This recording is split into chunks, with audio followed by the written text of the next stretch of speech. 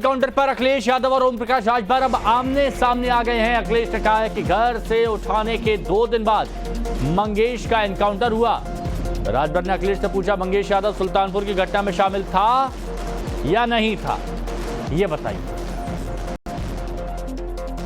पूरा परिवार मिला था और जो सरकार कह रही है कि एनकाउंटर हुआ है, परिवार के सदस्य बता रहे हैं कि रात को उठाया था उसको और 2 दिन बाद उसका एनकाउंटर हुआ है।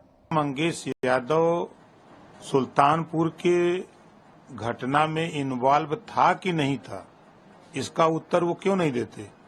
अगर वो घटना में इन्वॉल्व था तो वो अपराधी था, और अपराधी अगर गोली चलाएगा तो पुलिस उनको फूलों की वर्षा नहीं करेगी।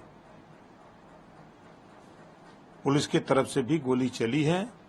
एक पुलिस वाला घायल शैलेश राजभर हॉस्पिटल में भी जूझ रहा है। उसकी चर्चा तो नहीं कर सकते, उसके परिवार को बुला के तो नहीं मिल सकते, लेकिन चूंकि वो यादव हैं, इस नाते वो यादव की बात कर रहे हैं कि यादव से मिल करके जो है पूरे प्रदेश में यादवों को संदेश खाली देना चाहते हैं कि यादव जो है हमारे साथ रहे। देखिए, मध्य प्रदेश में सियासी जंग और तेज हो गई है। कांग्रेस ने कहा मोहन राज में भ्रष्टाचार का बोलबाला है। जीतू पटवारी ने कहा पैसे लेकर कर्मचारी काम करते हैं। यह मध्य प्रदेश जमकर सियासी खींचतान इस वक्त चल रही है। रस्सी जल गई पर बल नहीं गया, ये मोहन यादव कह रहे हैं, तंज कसते हुए कांग्रेस पर। मध्य प्रदेश में कोई ऐसा एक आम नागरिक हो जो बिना पैसे से किसी सरकारी विभाग में काम करवा सकता हो, तो मुझे एक आध उदाहरण लेके आ जाए। जब पैसे देके कर्मचारी काम करते हैं तो हमारा जॉब है कि जनता की पीड़ा को सरकार तक लेके जाएं। सीएम साहब को 9 साल 9 महीने में वचन पत्र का एक भी वचन याद नहीं आया। रस्सी जल गई, बटर नहीं गया। कांग्रेस लगभग 20 साल से ज्यादा समय से स्टेट से सरकार से बाहर है। बीच में कुछ समय मिला तब भी सरकार चला नहीं पाए। किसानों को प्रधानमंत्री नरेंद्र मोदी ने बड़ी सौगात दी है, राहत दी है। किसानों के हित में 3 बड़े फैसले लिए गए हैं। प्याज पर न्यूनतम निर्यात मूल्य को हटा दिया गया। बासमती चावल पर भी एमईपी समाप्त हो गई है।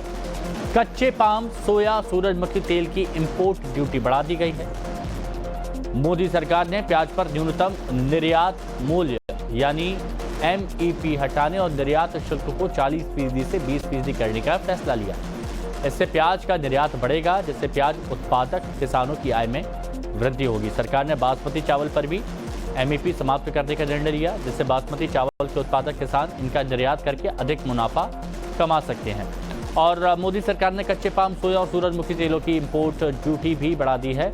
इससे भारत के सोयाबीन के किसानों को उनकी फसल का बेहतर दाम मिलेगा और उनकी आय बढ़ेगी।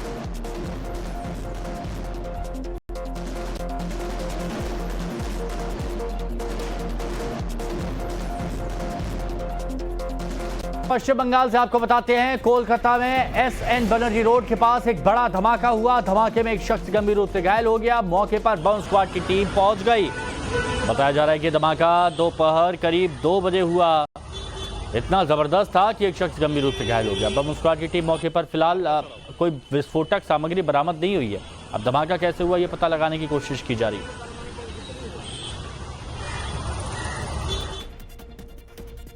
मध्य प्रदेश से एक और बड़ी खबर। खरगोन में नर्मदा नदी का जलस्तर बढ़ गया। ओमकारेश्वर बांध के 23 गेट खोले गए हैं। अहिल्या घाट पर मंदिर जलमग्न हो गए। देवी अहिल्या किले की सीढ़ियों तक पानी पहुंच गया है।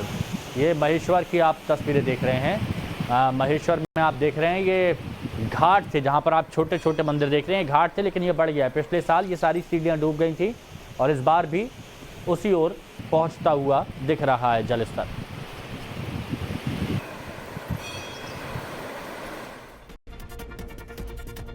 तो देश के कई राज्यों में ताबड़तोड़ बारिश हो रही है और इसी बीच मौसम विभाग ने आज कहां के लिए अलर्ट जारी किया है, चलिए ये भी हम आपको बता देते हैं। तो यहां पर आप ऐसे देखिए, ये नक्शा है।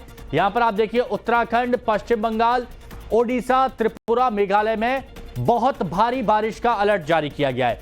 जबकि हिमाचल प्रदेश, इसके साथ ही हरियाणा, दिल्ली, मध्य प्रदेश, उत्तर प्रदेश, राजस्थान और बिहार, झारखंड में भारी बारिश का अलर्ट जारी किया गया है। ये हालात यहां पर, अब देखिए मानसून की विदाई का वक्त करीब है, लेकिन बरसात थमने का नाम नहीं ले रही।